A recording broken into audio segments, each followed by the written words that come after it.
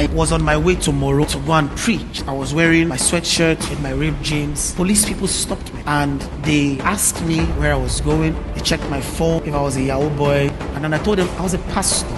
And the policeman looked at me, looked at my ripped jeans, looked at my sweatshirt, and told me I wasn't a pastor. So while they were talking, I have this practice where sometimes when a situation becomes difficult, I shut down verbally. So I shut down and I just began to mutter in tongues. Listen, those tongues you are praying, they are conversations of the future. As I was praying in tongues, I entered into a conversation. I was the third person in a conversation between two people.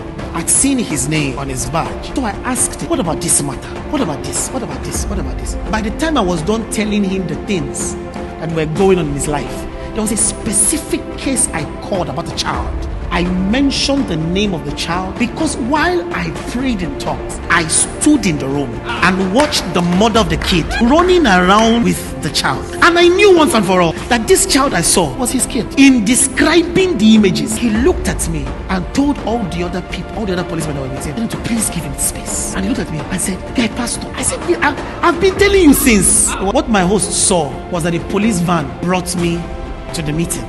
He came out wondering that, where did MJ see money to rent escorts to follow me? Listen, it's not the man is a prophet.